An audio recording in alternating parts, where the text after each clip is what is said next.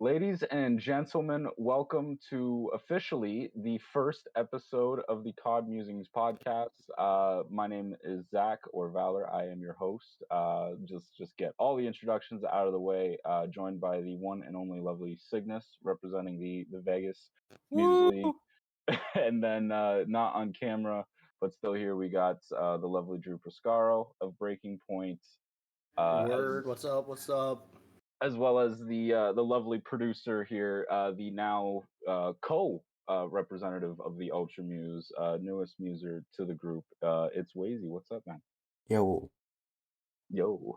So yeah, this is something that I slash the Musers wanted to start last year in the middle of the season, but through my life becoming a bit of a personal thing, it got delayed. A bunch of shit happened where it just kind of didn't end up working out. But now we're here, we're remotivated. Figured now is as good as time as any to get started right into it, and we're not going to be trying to reinvent the wheel or anything here. We're all just a bunch of COD nerds that like to talk shit about COD, and we want to keep it as simple as that and have a lot of fun with it.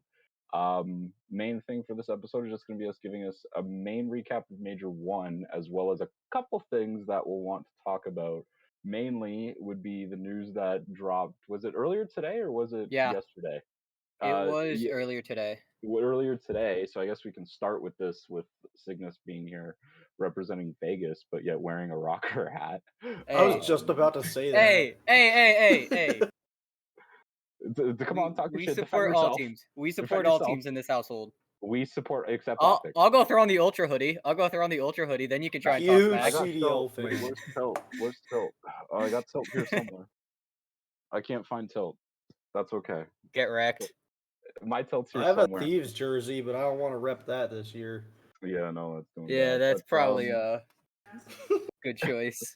without beating around the bush any further, Standy officially getting dropped from the Vegas Legion. Geo is who's expected to replace him. I don't think that's been announced yet. I could be Not wrong. yet. Not Yeah, yet. not officially. So yeah, Sig, I know you cover the Vegas Legion a lot. You're pretty Yes. close with that. What do you think of that? How do you think that's going to team? I will go on record and say this here. Stat-wise, it is not a good move. Obviously, everyone's kind of talking about how, like, oh, Purge dropped a .4 in this series. And while, yeah, that's the case, the other thing you have to think about, though, is not necessarily in-game stuff, but out-of-game. Team chemistry, team building. Couple of my sources that I have reported to me that, like, Standy has been, like, arguing with teammates and arguing with coaches, and he even called a couple of his teammates trash, like, to their face in front of everybody on their staff. And the biggest thing for me that I think about is, like, Scrappy's attach. loving this. Scrap is Scrap eating this up. loving this. But the thing that I'm looking at it as is look at attach, look at how long of a career he's had. He's been in the league since AW. This isn't the type of stuff he wants to deal with. He doesn't want to deal with teammates arguing with each other, teammates calling other teammates trash. He wants to have like a good team that can mesh together. And I feel like he had that a little bit last year with Minnesota, like more towards the later end after they brought him back in and kept Feynman. But I feel like now it's one of those things that he's like, I don't want this to happen. If you're not going to align with the team the right way, I don't want you here. So I think it has something to do with that out of game sense, as well as like attach kind of being like, with how long I've been here, I don't want to deal with this. Attach is for me the big X factor because Attach and Standy were the main duo with Rocker all the way through, the back half of Cold War. Vanguard, they stuck together. So despite Standy having, reported issues, and again, those are all reported. We don't know uh, what actually is, properly going on, right? Maybe the story's getting twisted for all we know. But Attach would have been the guy that I would think, okay, has enough experience with Standy to keep him in check if all of that was true.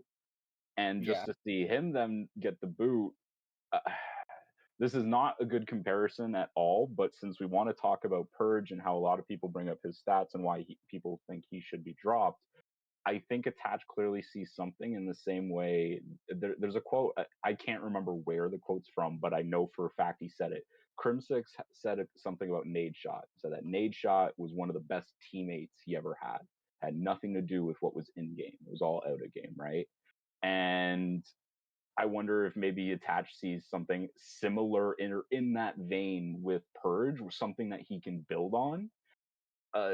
Because if you don't, then I do question the move. I would rather put up with an asshole that's good with a nice guy who's putting up 0.4s. They won the series, but he put up a 0.4. I don't know. Drew, do you got any thoughts on the whole Vegas situation? What do you think they should? What do you think they should have done if not Standy for Geo?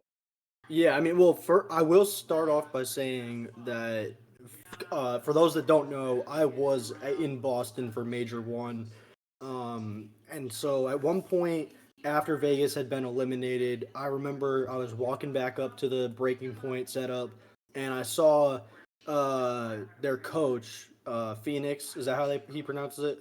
Yep. Yeah, I saw him and Purge actually having a conversation, and it was clearly not like a, chill, like just for fun conversation. Like they clearly were talking about. They're going in some shit. Yeah, they were definitely talking about game stuff, and to me, I got the vibe right then and there. I was like, look, I know a lot of people are probably gonna call for Purge to be dropped after this tournament because of the point forward, because of him just not really playing that great in general. But that moment for me was when I knew, like, I don't think they're gonna change him out, like, because otherwise the way I saw it was like, if they're just gonna drop him anyways, why waste your breath trying to coach him up and like give him like some insight into how to improve, if that's what the conversation was. And I could be talking on my ass. I mean, they could have just been shooting this shit for all I know. Yeah. But the vibe I got was he's coaching him up, and obviously this is his first tournament in the CDL, and we can't put too much stock in his performance. I think some players just don't show up great on their first LAN. Some do. Some blow our minds and look amazing, but just because he didn't doesn't mean it's completely chalked for him. He could come back stage 2 and then major 2 and look really solid. I know, like you guys were saying with Standy, it obviously or more than likely had to be out of game issues, because we all know he was playing well from a statistical standpoint, and it sucks, but it's kind of similar to what happened in Toronto. I feel like that was also a scenario where he was dropped, and it was definitely personal issues and not performance. And it's not like the guy they replaced him with was putting up better stats, but he obviously meshed much better, and the team overall performed way more consistently and at a higher clip. So they won the next event. Right, exactly. So not to say that Geo is the answer or that was the right switch to make, but I would have to assume between Attach and Phoenix, whatever was going on with Standy must have been too much to want to keep dealing with it, and so they decided to roll with this new lineup. Yeah, well, we'll see how it works out. To correct what I said earlier as well, when I said that it should never be the case talking about Purge and looking at new stats, when they come into the league. That obviously should, but I think what we said, and if what you got from the vibe of that conversation is true, I think it speaks a lot more value to see somebody that's going to be coming in from challengers and actually listening and wanting to learn about the changes within the league. And a player like Ben, Bance going down to challengers, and everything he said about the differences between challengers and the CDL, I think speaks to that. Challengers is the wild west of Call of Duty. Anything can happen, and if you watch challengers, those who do, you can see that in the gameplay as well. Compared to the CDL, it's much more structured. I think Purge trying to learn from that is obviously very, very good. If whether or not that's what kept him on the team, if it is, great. If it isn't, also great. He's still on a team, so good for him. I'm not. What am I gonna say? So with Standy, this is the one time I'm left confused. With Toronto, we can clearly see that it was something out of game, like is alleged with Vegas here. But Toronto, the only reason why that was confirmed was admittedly Scrappy in the way that he acted after it. Otherwise, nobody would have known, and we'd still be asking the same questions that we're asking now with Vegas. I think at the very least, if that is the case, it's done a lot better job at keeping it under wraps, and hopefully Vegas can have a better stage. Hopefully they make the winners bracket for the second time in their organization's career at some point this season. But they got a little bit more competition this year, I think, than years past, and that I guess is a good way for me to segue us into just talking about the major and a recap as a whole. Obviously, I don't want to tout any specific biases or anything right away, but really, I it felt couldn't like tell. a good major, man. It felt like a good major. Toronto Ultra back on top, showing that Champs was indeed a fluke, and man, they really pack a punch with Envoy. I don't actually want to start talking about Toronto. I want to start talking about the two surprises that I had for the major, which would be the placings of both Minnesota and more particularly LAG. LAG, I loved their tournament. I thought they showed out. I think they showed they've had real potential, something that they can build on. Maybe they're not as good online, so what? It's the majors that you're going to leave their mark, and hopefully they can win enough CDL points to squeak their way into champs, I think, and then maybe make a show out there. I don't think that they're going to win an event this year, but I would like to see them go on an underdog run for sure. I think I've always been a big fan of Assault. Diamond Con, I'll have bias just because I'll root for any Canadian player. Does not matter if you're ass or the best player in the world. If you're from Canada, let's fucking go. Other than that, what surprises did you guys have for the major, Sig? What did you think of teams like LAG, Minnesota, obviously representing the Rocker hat there? So I know you got something to say. I mean, it always feels good because Minnesota has kind of become my like home team in a sense. During the first 2 years of the CDL, it was Chicago. I'm from the Midwest, so that's the only team really close to us was Chicago. And then when they merged with Dallas Empire going into Vanguard, obviously I was like, well, now I don't really have anyone. Go Minnesota. Hello, darkness, so my old friend. So that's another tangent for another day. So obviously it feels really good seeing like the Minnesota Rockers shine the way they did, especially with like a lot of the coaches pool kind of having them towards the lower end as well. And kind of the community pool too. Like everyone was like, yeah, it's a good squad on paper, but everyone was like, it's not going to translate over. And I think the way it started off too, I mean, they immediately 3-0'd the world champs from last year. And then they had star-studded performances in all the maps that they lost, even too. Mm-hmm. You could argue. I think once a year it happens, it feels, where the entire community as a whole seems to shit on accuracy, and then the next event he pulls a top 4 out of his ass. The man stays performing when he needs to. I haven't watched much of Rockers games, so I'll be honest. Like, I think that's why it surprised me so much that they went all the way up to top 4. Linz has been great. I'm a big fan of Vivid, especially from his Empire days. For those who don't know me, I was a lifelong Envy fan, and then they decided to merge with the Empire. Can't believe I just made a Star Wars joke. I hate Star Wars. I actually can't believe I did that. But speaking of a little bit of surprises, and Sig, I like that you did the story there about the hometown team, because now it lets me transition here to Drew with what was now he finally has a hometown team. I was literally gonna say that. I was like, it must have been nice having a hometown team, because I didn't know what that was like until finally, out of nowhere, the lowly London Royal Ravens decided to hop across the pond. Hey, they got top 8. They got top 8. Well, no, I meant lowly as in like during their London days. Other than I guess year 1, I think they were like somewhat decent. They finished 4th because of a fucking reset against Toronto at Champs. I'll never forget that. Yeah, I mean, other than that, it has been some dark times over there. I may be wrong. And when the roster was announced at the start of the year, I was thrilled that we had like Clayster and what's his friggin' name? Drew, sorry to Gwyn. interrupt you. Yeah. Sorry to interrupt you. I do want to ask you something quick before we go off of the whole hometown thing, because this is something that I actually always thought was a big plus of the Call of Duty League once franchising was in, was the hometown aspect will bring in new fans. And I know for a fact it did in Toronto.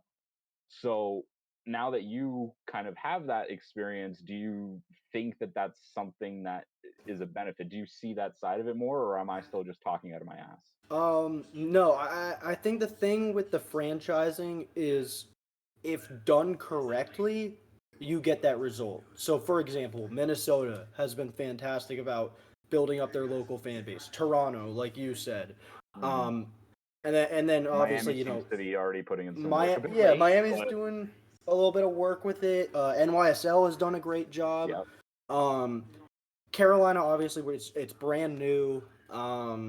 I think they're still very much like on the organization side of things, still very much in a transitional phase of getting all set up here in Charlotte. So I don't feel like a whole lot of effort has been put into that side of things with marketing locally and trying to get connected and build up a local fan base. So I will leave that as like to be determined for the time being. But I think it really does, with the franchising model, when done correctly and when there's actual effort put in, it's definitely possible to build up a fan base that's like, I want to root for my team because they represent Toronto or they represent Minnesota. Certain orgs, obviously, Optic, FaZe, they don't really need that because their gaming organization is always going to be way bigger than whatever state or city they're representing. But I'm hoping that Carolina does more as they get more established and settled in. The league's not going to do anything to help them. Because right, exactly. As much as we want to say that you're absolutely right, if franchising is done well and done right, it can be all these things that they want it to be. The problem is, to any esports execs out there, none of you know how to fucking do it right. Yeah. You don't. I say that whole, I will look dead in the camera here and say that to every esport exec in the land. You don't know what you're doing. But, like, I don't know.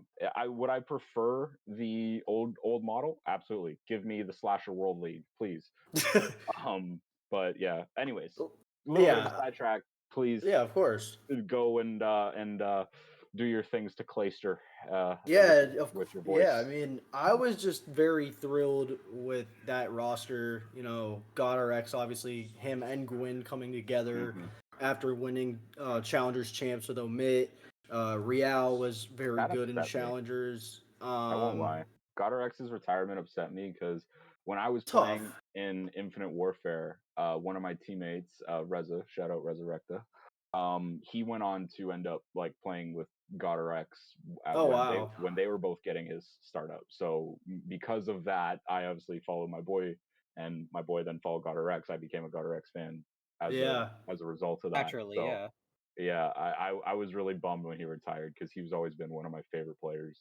And I was really hoping it was going to work out for him. I think obviously it's very clear that he's one of those players that has it on LAN, and then online it's just a different story. And unfortunately, in the era of COD that we play, you can't just be a LAN warrior. You got to be able to compete in online to get those good placements for LAN.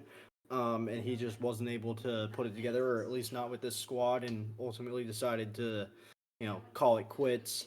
But I think they did a fantastic job. Obviously, with Real, with replacing him, that was all just visa issues. Unfortunate. There's kind of luck with TJ, like having the second coming of his career. Literally, I mean, and that's what I was gonna say. Like, as far as like what surprised me on at the major was the Royal Ravens in general, their performance. I mean, 3-0ing New York in losers round 1.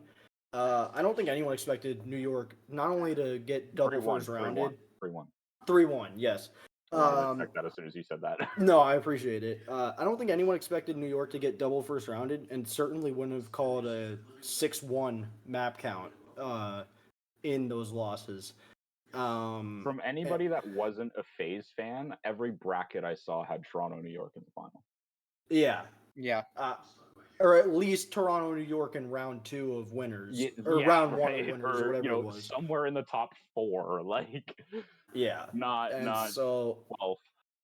Carolina really, TJ. I think a lot of people always hate on him because they're like he's only good at S&D. He sucks in respawns. He actually played pretty damn good in respawns at this major. Mm-hmm. So we'll see if that's just a LAN situation. Let's or not give it too much credit. Those arguments people made against TJ were for very valid reasons. No, very valid. But no, I'm glad. Felony as well with Clayster. That I love the duo. Never gonna die. That duo. They will play until Clayster is 50. I swear to God. And honestly, they might still be winning. I feel like Fellow just makes Clayster feel younger when he plays. I feel like that's what it is. Yeah, that's a good way to put it. Isn't Fellow like 24 now? I think so. Yeah, I mean he's a veteran for sure. Yeah. But yeah, I mean I think I'm just glad that he's 26. Oh, he's older than me. Shit. Fellow is 26. Jesus. Wow. What's the? Now I'm curious. We're just just like going on sidetracks this whole episode. I don't care. Now I'm curious. That's what's fine. the average age of all the teams? I'm gonna look that up. We'll have it for you next episode. Only thing that I know for sure was going into Major 1, Thieves was the youngest. Yeah. Yes. Because they talked about that in the 0 to 100 episode. Yeah, Cammy was their veteran dude. Yeah, facts. Anyways, yeah, what else do we have to touch on here in Major 1 before we get into specifics? I guess actually, speaking of LA Thieves there, Sid, if you bring it up there, they did make a couple changes. Cammy gone, exiled, sent back to Toronto to call people cunts in challengers. If you all saw the clip, man, Cammy, that was a nice clip. But now he's working with Boston. His tweet when he announced that he was getting dropped by LAT, his tweet was fucking hilarious. Yeah.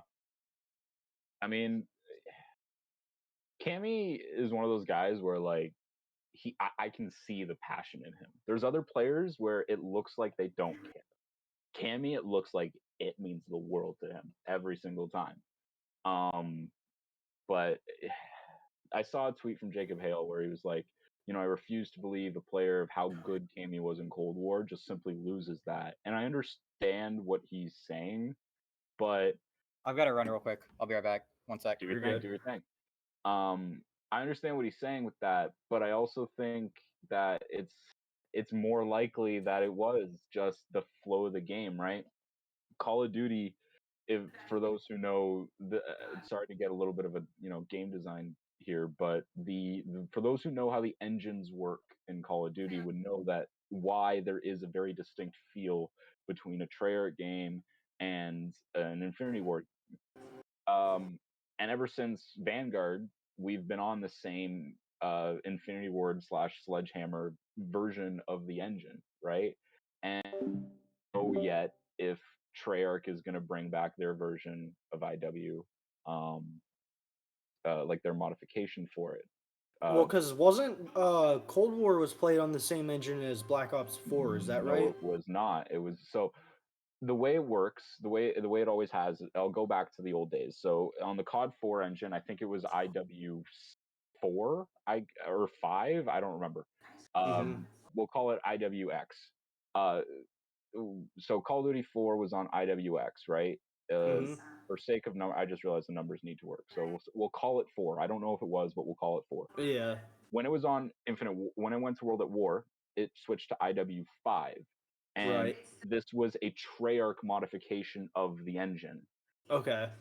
But it wasn't enough of a modification for it to be a full upgrade. So basically what happened with Call of Duty games is they would release an update, a full new update to the engine with the new Modern Warfare titles, and the Black Ops title would be the updated revision of that engine. That went all the way until Sledgehammer came in. They used a modified version of their own thing, and then it got all convoluted, and then I don't know what's going on from there. But what I do know is, as they've literally stated, Vanguard, MW2, MW3, they all are on the exact same engine, and Cold War specifically is the one game where you can feel it now the most, where it feels similar to the like the normal IW engine that they use for games now, but you can feel the difference. I think it's entirely more likely, relating this back to Cammy, that he is just through and through a Treyarch player. I think the way the games feel, the way the games play, and if you want to say, "Oh, COD is COD and it plays different," no, shut up. You don't know what you're talking about. That's not true. Like, the games every year play and feel different. Even just little things like Vanguard having destructible barriers and things like that, like that's a little change that makes a world of a difference. Like, the same mechanics of movement and shooting and having map awareness, like, yes, that's the same for every game, but little changes to the engine, like you were saying, make a world of a difference. I will say, I thought, like, I understood Cammy's struggles in Vanguard and MW2 because the TTK was obviously a lot faster than it was in Cold War. And when MW3 was announced, and part of that being back to 150 HP, I thought, okay, maybe we will see sort of a resurgence of Cammy because it's a similar TTK as Cold War. But obviously, we didn't end up getting that, and so I think, a lot more boils down to the movement and things like that. And just having more health wasn't enough to get him going again in that sense. Yeah, I don't know what it is, but I think especially, we'll see if my theory is right. If Treyarch does have like their own Treyarch feeling game for this year, we'll see if Cammy just spends his year pissing on everybody in challengers, because that's what he's going to do. He's too good for challengers. He's just gonna have a sandbox worth of fun down there. And then we'll see if he comes back either at some point this year, but more I'm looking forward to next season to see if a new game, hopefully going back to Treyarch, if I'm right, and if that actually ends up pumping him up. But at the same time, I can't be mad about the change because it gets Nasty back into the league, and Nasty is fucking nasty. No shit. He needed that comeback. I needed to say that joke. I know it's overplayed, but I don't give a shit. But yeah, what do you think, Sig, of Nasty and Kremp as well, coming over onto LA Thieves? Joe Deceives, I forgot to mention, he did get moved to the bench. Cammy was released, but Joe Deceives is on the bench. So I think the obvious play here is they're going to see how it works out. I would imagine with either Kremp or Nasty, and if either of them don't work out, they'll just move Joe Deceives back in. But what do you guys think of the pickups as a whole? I mean, just to start it off too, I mean, it's not like Nasty's always been like a really good player. We saw him last year. That's true, but still, regardless, he's always been like a really good player. He's been consistent on the map. We saw it last year. We saw it a little bit in Vanguard, but not like a ton. That was where like it was a little bit slower pace still for him. But I feel like it's going to be a definite shift this year. And then going back to Kremp, I just feel like this is a better shot for him. Because when did he come in last year? It was late in the Boston season, right? Yeah, it was like stage 4 or like something like that. Yeah. And what was his roster? Let me go double check his roster that he had last season for that, because I feel like, to build on what you said there, Sig, I think he just has a better roster to compete with.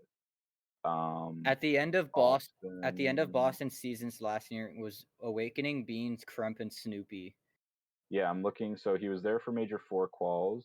He was not there for Major. Wow, what happened between Major 3 quals? Boston qualified second. Jesus. What happened? And then they went all the way down to 8th. So Kremp came in at some point during the Major 4 qualifiers. Yeah, Kremp came in for Vivid, and then in Major 5 they made the switch for Vivid for Nero.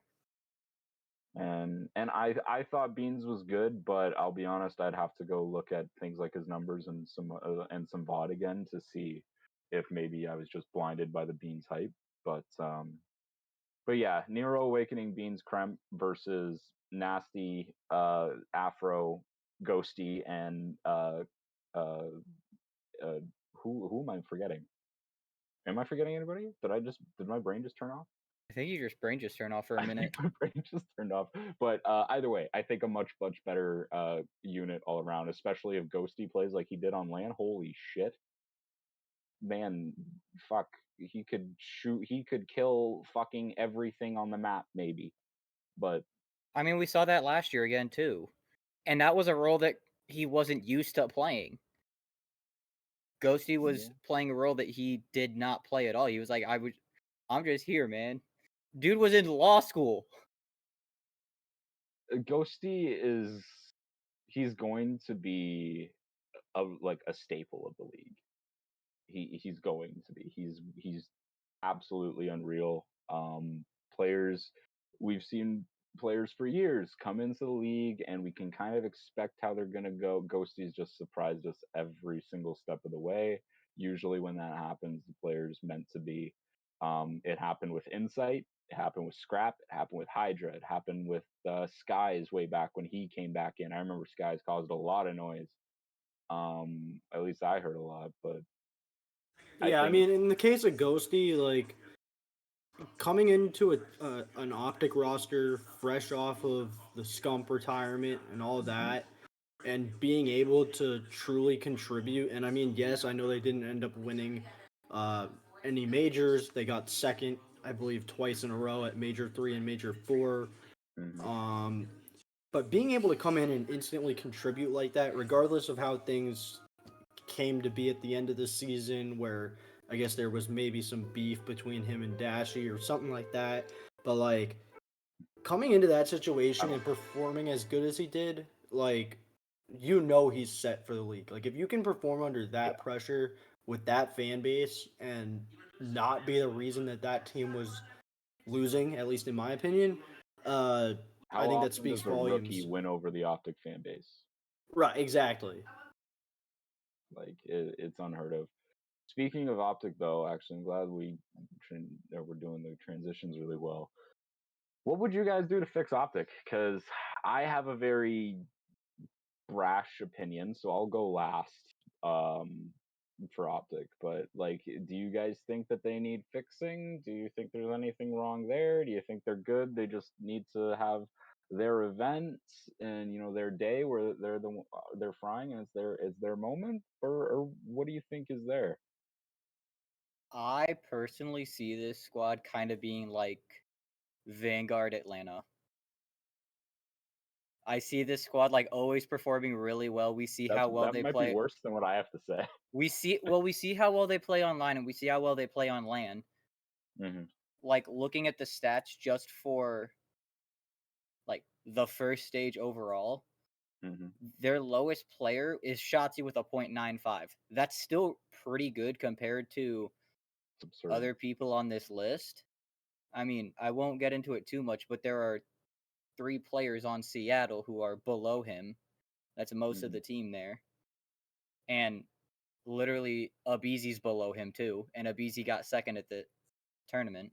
So you look back and you're like, this squad plays good online and on LAN, but it's going to be one of those things that it's not going to be about map skill. It's going to be about the other teams are going to read them better. That's my opinion. So how do you then take that if you think that because of that, that's going to make them Vanguard Atlanta second place, how would you then make this shift to give them a win? To not let them be that? I feel like at that point it just boils down to a team thing. I mean, you need to get hot on your given day. Everyone's just got to be hot all at the same time, because we've seen all of these players individually be hot. We've seen Pred be a really hot player. We've seen Dashy. As much as I don't like Dashy, I'm arguably one of the biggest Dashy haters in the world. We've seen him on his good days. You can't get mad at him for it. I hate Optic. I do. You took away the most storied organization with that stupid merger. We saw, I think most of us saw that Game 4 Invasion Hardpoint right at the end there, where Kenny just went huge. So we know he can make the big plays. Kenny's him. And we know Shotzi can make the big plays. So I think it just boils down to everybody's got to be on their best game all at the same time. And I feel like if we see that, then that's when we'll see like the Optic squad that everyone like knows they can be. Interesting. Drew, what do you think? What's your take on Optic and their season? What do you project that they're going to be doing? How would you help get them over the edge? Yeah, I mean, honestly, this Optic roster kind of going Sig's route and comparing it to a previous roster, I get more Cold War vibes from them. And the reason I say Cold that War Optic or Cold War Atlanta? No, Cold War Optic. Okay, I was definitely, yeah, no, definitely not Cold War Atlanta. That's a high bar to set. Yeah. No, Cold. I get Cold War Optic Chicago vibes because obviously on paper, you look at the roster and every single player is talented enough to where they should be a top 3 team at every event, or top 2, arguably, I guess. And they look pretty good online, and then they get to the events on LAN and they don't always show up. And when they are having an off, some teams can get over having an off day or having a player have an off day or whatever. They just can never seem to afford that. Like, if they're gonna make a run, they need to be firing on all cylinders, looking like the best team in the tournament. They obviously were able to bring that at times in Major 1, but when it came to facing off against a team that obviously, at the moment at least, is better than them in Atlanta, they couldn't match it. They couldn't do it. And I think their biggest struggle, a lot of people, there was this big argument about Dashy needing to change his play style. He's spending too much time in the hill. He should be doing more slaying, things like that. That's not their problem, in my opinion. I've stated that, like, I made a tweet about it, and people seem to like that one.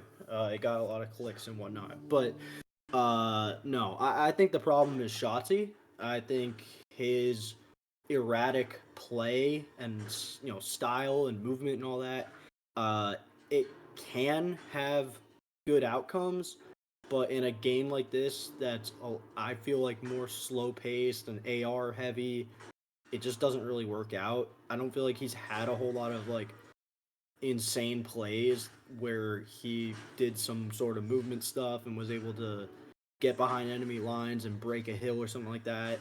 And I feel like he just takes a lot of deaths that he shouldn't. And to not just blame one player, because obviously it's a team effort. To point out Dashy and like saying like he's playing too much hill or playing too much objective, hardpoint's not their problem. It's they are terrible at search and destroy. I think they're 5-10 following the major, or like following the major plus qualifiers or whatever it was in S&D.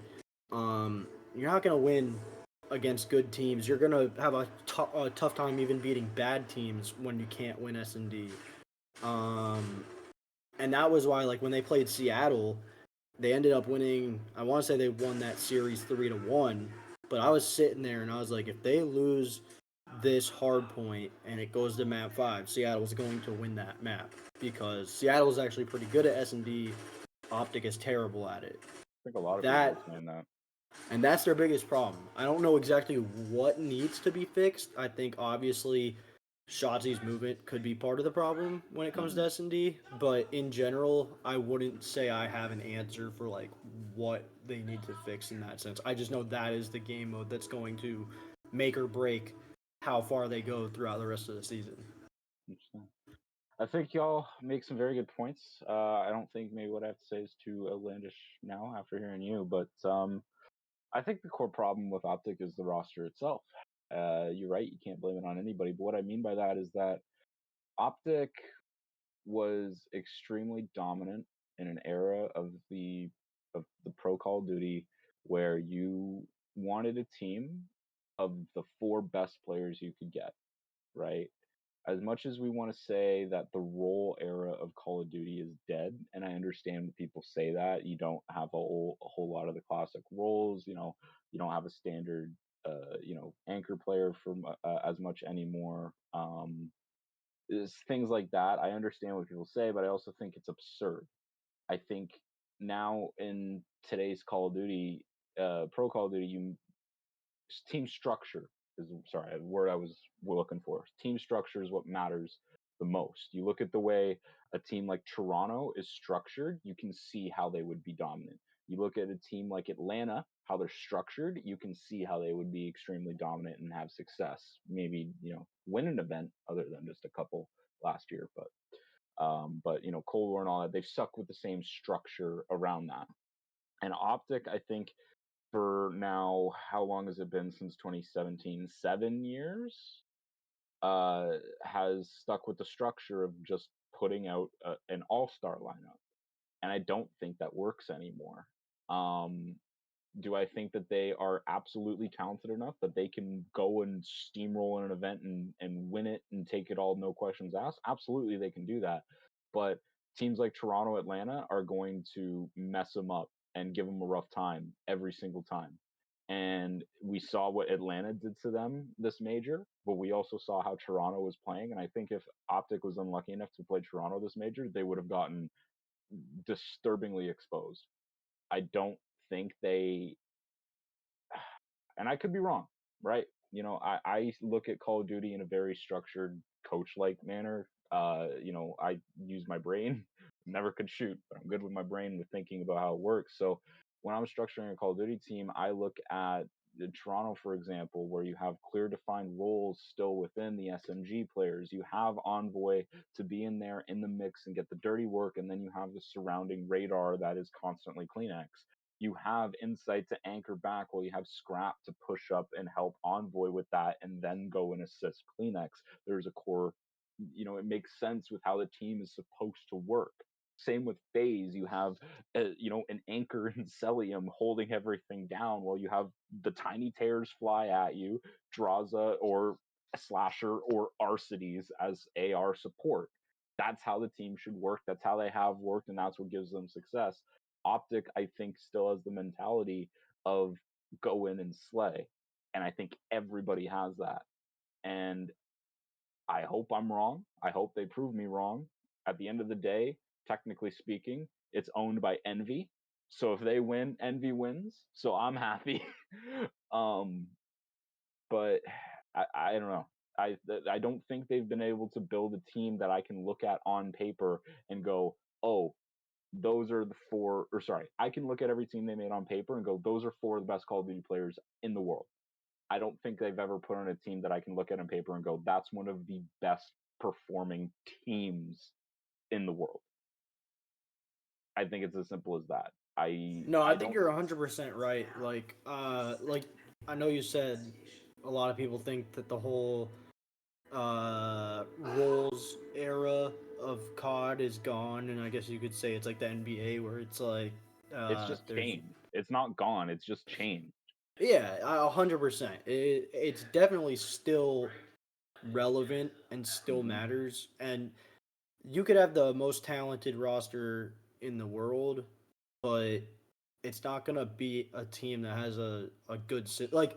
What I'm trying to say is, you look at Atlanta FaZe, and a lot of people think, oh, obviously they're the best team because they have the best players. But like, I think a guy like real ones know there's a reason why they won with Alec, not Slasher, not Draza. I think Replays does, like, him as a coach and like the system they've got over there doesn't get enough credit just because flawless job. We're so used to those, the Tiny Terrors and Celium being so successful that you're like, oh, they could put anyone with them at this point and they're gonna succeed. But I think a lot more of that has to do with the system they have and less just the raw talent that those guys have, or that those guys are as players. But I would also argue that's why everyone says that, is because of the system Crowder has going over there. He kind of has that system going where it's like, yeah, these three can do what they're supposed to do. you can kind of go do whatever you feel comfortable doing.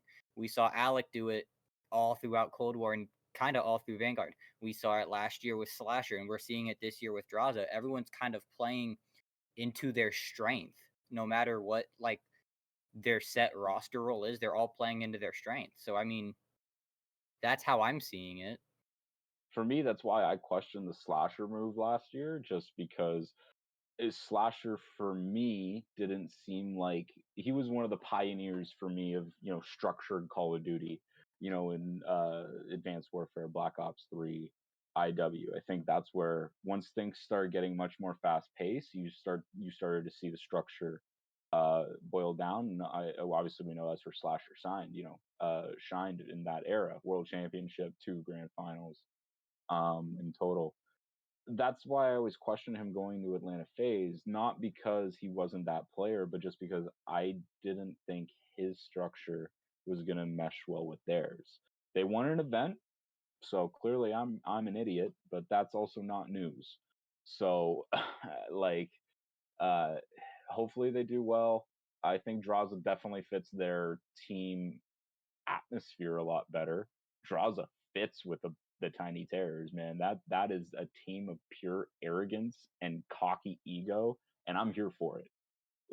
Every league needs a villain, and I would like it to be Toronto because man, people like to take us not seriously. But I don't know what you would be able to do with Optic to give them that sort of Atlanta FaZe structure, but to unfortunately the last thing that I really have to bring up here to get on that structure, what does that structure good or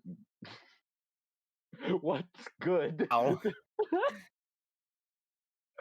We're keeping that in. I'm not editing that. I'm not editing that. What good does that structure do if you can't perform when it matters? Atlanta FaZe are 7-12 in the grand finals of Call of Duty, of the Call of Duty League, and correct me if I'm wrong because we haven't had 12, or have we? Yes, we have, but that's also including the Modern Warfare year, correct? Like all the times, all the home series. That's what I was keeping track of. Yeah. Yeah, like absurd. They're near double negative in the finals. Sorry, excuse me. Outside of the Cold War year, where they were absolutely the best team in the world, Modern Warfare, they were absolutely the second best team in the world, and they could go and win an event online really whenever they wanted to, and they just Empire got the best of them at Champs. But what do we think is? Do you think there's anything there? Do you think that there's a reason why they're not losing the finals? But the big question, if you guys have seen Aches on Reverse Sweep mention it, do you think it actually tarnishes their legacy? Do you think it makes the dynasty less valuable? For me, I think it more so just like cements it more because it's like, yeah, they're not necessarily a winning squad. Like again, you said they're almost double negative, but at the same time, think of other teams, right? Think of professional sports. There are teams out there that people remember them despite they may not have been the best performing. Mm-hmm. Yes, and as a Toronto Maple Leafs fan, I can tell you that we're Precisely. absolutely overjoyed about all of the first rounds we've made and our first round record. But don't worry, we all make those it there, game 7 and that losses. cements All the game no, 7s. all those game 7s. But don't worry, we can get there. Don't ask about our record, but we can get there. No, I don't know. I think it honestly, in my opinion, it hurts them enough for me to not even call them a dynasty. Oh, I Like, wouldn't call them a dynasty by any means. they have enough losses in the grand finals that you can actually use the formal 7 meme on them. 7? 7? You've been in how many and you have 7? I mean, yeah, it is pretty crazy when you think about it, how dominant they have been, especially in the CD. I mean, just in the entirety of the CDL, and they have 1 ring. Now, is that also inflated by Vanguard? Yes, absolutely. But also, you were in every final in Vanguard and didn't win 1. Yeah. Yeah, no, I think it's hard to call them like you look at all the other teams that were dynasties and how dominant they were in grand finals at obviously it's not like Optic, for example, that team with the dynasty squad. They didn't win more than one champ, so to speak. But like their record throughout Black Ops 3 and things like that, even though they ended up getting bounced by Aches and Cloud9, I mean, they were so dominant that just that entire run. Whereas Atlanta FaZe, they're winning the regular season games, so to speak. But when it gets to the games that people are going to remember the most, ending up on the losing end 12 times is pretty rough. I don't know if it's the games you remember the most though. So here's my next theory on this. I think Atlanta's losses in the finals don't help them. And my case for this or against this would be Toronto. Toronto's losses, they're Toronto's biggest losses. They're memorable losses. They're not memorable wins by the other team. No one gives a shit that Minnesota won. They give a shit that Toronto lost. Nobody gives a shit that New York won. They give a shit how Toronto lost.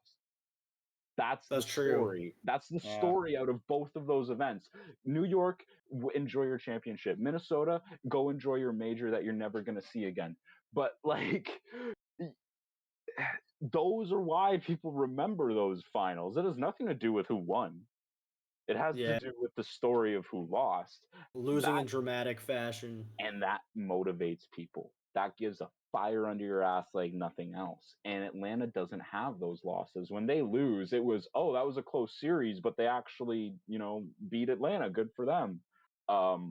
It outside of, I think the only dominant one against them was the first Toronto one in Cold War. But even then, I think that was more just because of a surprise. I don't think that was really a loss because I went back and watched that series a couple months ago, and it was actually a lot closer than I think I remembered.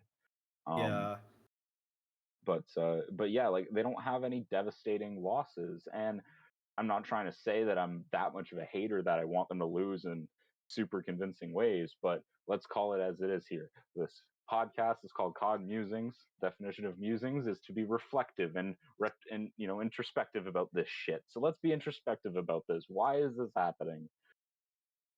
It goes beyond just them having no ice. They have no fire when they need it as well. There's nothing motivating them for them to redeem. They won so much, they have nothing else to win. They don't. Yeah. I mean, I think to like compare it to like music, for example, you could like look at all the times where like a person like Eminem raps about how but it's a good but look, it is a good comparison. All the times where he accomplished so much so quick, and then he's constantly like referring to how like what else do I have left to accomplish, and at times you see it where some of his albums and some of his songs, especially nowadays, are lacking. And you could say the same for Atlanta FaZe. Like they've accomplished so much, and yes, they only have one champs win, but they've won a lot, and so it's kind of like they're competing against themselves. And when they get to those grand finals at these majors, they kind of just assume they're going to win because they're so dominant. And then when another team fights back, they're not, I guess, able to take things to another level within themselves. I was gonna say, go back to the stats again yourself. You said they're 7-12. That means they've made it to the grand finals 19 times. What other team has done that in the CDL? Right. In the CDL era. Yeah. What other team has done that? That was more so my point. It's like, yeah, they may not have won as much, but think about all, like, in comparison to other teams. I think the next closest would be Toronto, maybe. Yep. And how many do they have off the top of our head? I believe appearances. Grand finals appearances. I think it's like 6. 6? Exactly. Okay, so hold on, wait. So 1 in Modern Warfare, they won that. 3 in Cold War, they won 1. So we're already at 4. Vanguard, how many? Vanguard, they won't. Two If we finals? count the kickoff event. If you It would count be the two. kickoff. So if we count the kickoff, it would be two, right? Because didn't they lose one in a finals in Vanguard? No, I didn't think they made it in Vanguard. Oh, right. No, they only got top 3 at Toronto. Right. Yeah. Okay, And so then, one, which the CDL counts the kickoff, so we have to count the kickoff. I'm sorry if anybody wants to debate that. It's a LAN tournament. They were all there. We have to count, or 18, whatever. We have to count it. It was an official tournament. They won $50,000. I think that counts as an official tournament. Like, if we're going off that, then yeah, that's an official tournament. Like, just didn't count for like actual CDL points point-wise. or anything like that. Yeah, but who cares? You're playing for $50,000. You want to tell them that it doesn't count? No, I'm saying that's why I think people make the argument, but their argument can. I can show them where they can stick it. They played for $50,000. If I was playing for $50,000 and somebody tried to tell me it didn't count, my ass. I'm sweating. But again, that just makes my point even more like definitive. Like, you look at FaZe, they've made it to 19 grand finals. The second best team to do it is Toronto, and Toronto's only made it. They haven't hit double digits we yet. didn't finish counting yet. So wait, 5 as a Vanguard. How many and then in 7. Modern Warfare 2? 7. 3? So they'd be up. Was it 3? I thought it was only 2. Maybe it was 2. No, it was 3 because they had the major. Major they had the 5 major and win. champs they lost. Yeah. Or wait, no, Major 5 champs was LA and New York, wasn't it? No, I don't think so. Let's go check this quick. Wasn't Major 5 was the one in Toronto, right? They beat Optic. 5 was in Toronto, and that was FaZe in the final. Oh, so yeah. So yeah, NYSL went back to back 10 the year. Yeah, and I believe Toronto just won Major 3. 3, yeah. So they only had 2 there. For Major 1 or 2? I'm going to check that now. No, I don't think they were. Major 1 was New York and Seattle. Major 1 was New York, Seattle. Major 2 was. My God, wait, what? Atlanta. Okay. Yeah. Major 3 so was. 6. It has been 6 finals. Yeah. But okay, yeah, 19-6 is a little ridiculous. So I think while they may not necessarily be a dynasty in the sense of championships, they're more so a dynasty in how dominant has this roster been, because no other team in the current CDL age can compare to that. Yeah. Yeah, you're right. I just think but like, if It's and Buts were candy and nuts, Atlanta FaZe would have had 19 championships. Oh yeah, absolutely. But then that would mean you take away some from Toronto, and you don't want to do that. True. Well, actually, I'll be honest, man. There's some matches through their runs that were a little dicey. Sus. Yeah, and then I think you redo. I think if you replay champs and Minnesota 9 times out of 10, Toronto wins that. But then it's like that Doctor Strange thing where he's going through all the timelines. Minnesota and New York found the one. Yeah. Because New York could have won that series, absolutely. I'm not saying that's the one. I'm saying the one is the way they won it. The 5-0. Yeah. Or 4-0. Same with Minnesota. They could have, squeaked out a few. They could have squawked out. They should have squawked out. They could have ended up winning the series a couple times, but again, the way they did it is the one. Yep. And papa, that's not how you want to go out, man. That's you said it yourself. They aren't remembered for their wins. They're remembered for their losses. You know what? It's the Toronto curse, man. Like, they wouldn't be a Toronto team if it wasn't. Like, let's just go through. Like, let's actually address how well this fits. For those who don't know, little bit of Toronto history from your boy. All right. The Maple Leafs are constantly in Game 7s of whatever round of the playoffs they may get to, and will never win. Most notably, losing a 4-1 lead within 10 minutes. That was my favorite game. suck my dick. The Raptors, yes, they won a championship, but everyone knows that famous 1-point defeat to the Brooklyn Nets in 2014 that destroyed that roster, and they never recovered. The Paul Pierce. Oh my god. The Toronto Blue Jays, Seattle Mariners. Oh my god, it was, what was it, like 10-1, 9-1 or something like that in game 2, and then Toronto still lost that. TFC has lost a championship in penalty kicks. Rough.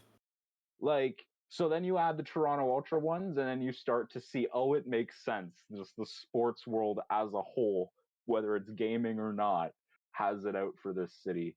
And so Toronto was just paying their dues, and eventually they'll win again. This will be the year, the final CDL champs. It should be it. And yeah, I think that runs off everything of the main topics that I had. We forgot one thing.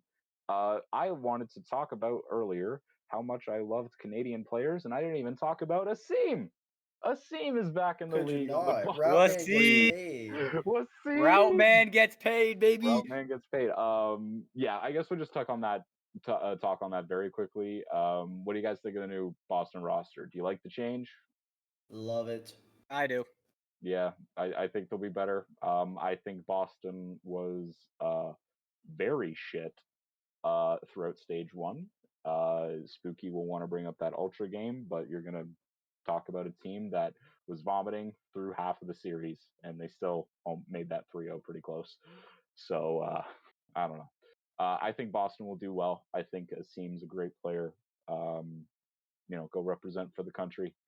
And hopefully you do well. And then, yeah, I think that will be it for today. I guess last thing, since we're starting matches up this week, do you guys have any crazy wild predictions for stage 2? Anything that you think's going to happen? If you want to throw your horseshoes out there, see if you can get a lucky wild prediction. What do you guys got for me? I gotta look. Ooh. Hold up. LAG makes it to Sunday at Major 2. To Sunday. I like it.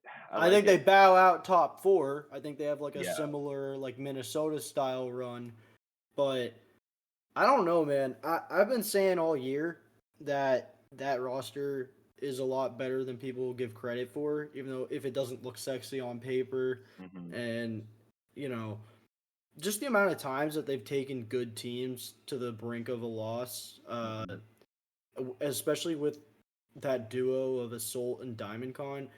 I literally, it aggravates me so much that last year LAG elevated everybody except Diamond Con.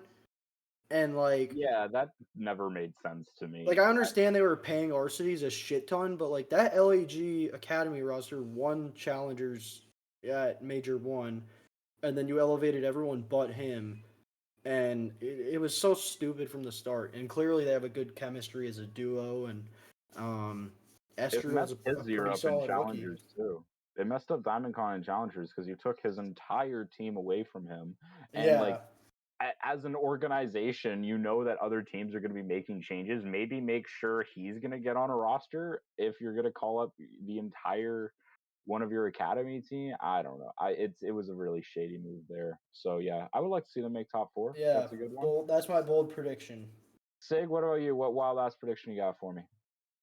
This is going to be really crazy. I think we kind of talked about it a little bit. I think we're going to see a revival of this Thieves roster. I think we're going to see them perform a lot better than we did in Major 1. I think they take Optic Game 5. But do they win? I think it'll depend on how Optic's playing that day, because I talked about it earlier. If everyone's on their good behavior that day, I still think it goes to a Game 5, but I think it's going to be, that Game 5 is going to be a blowout. I think that you talked about it earlier with Atlanta. I think if Thieves Texas goes Game 5, I think Optic's going to light a fire under their ass, and they're going to be like, this should not have happened in the first place. It should have been a 3-0, and I think that's what's going to cause them to annihilate in that Game 5 sense. But I think Thieves make winners. See, I would think that would be a bold prediction if Vegas didn't take Optic to a game 5 during qualifiers. But did did they really deserve the game 5? Again, I was like, technically, Optic took Vegas to a game 5 because Vegas was up 2-0. Actually, yeah, fair enough. Yeah, I think those are good. That series had the fire immediately. They were like, "There's no way we're gonna lose this 3-0, right?" Right. I got two. Maybe not bold predictions, but just I'll go on brand here.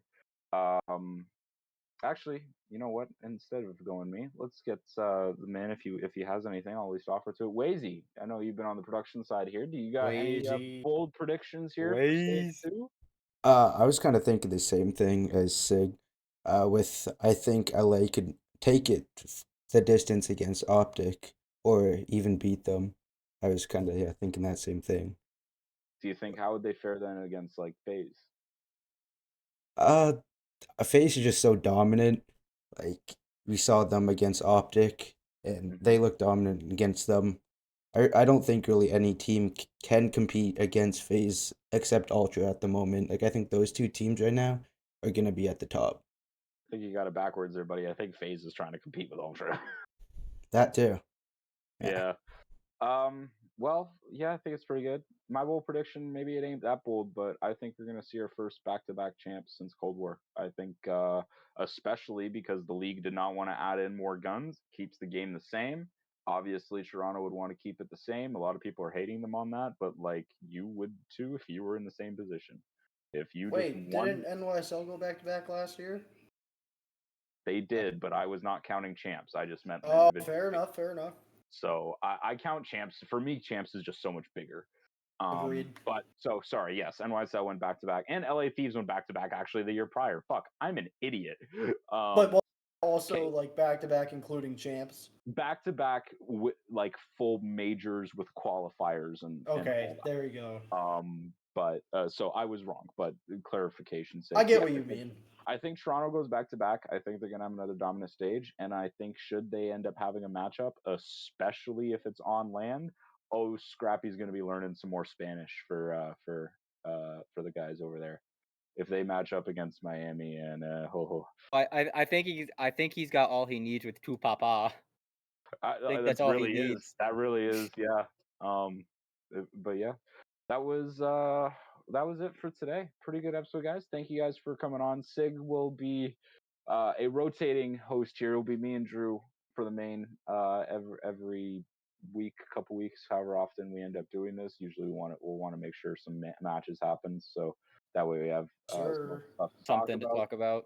Stuff, yeah. I promise you, it's not worth trying to fit in an episode when there was no matches because you're just like, why we waited. I got nothing.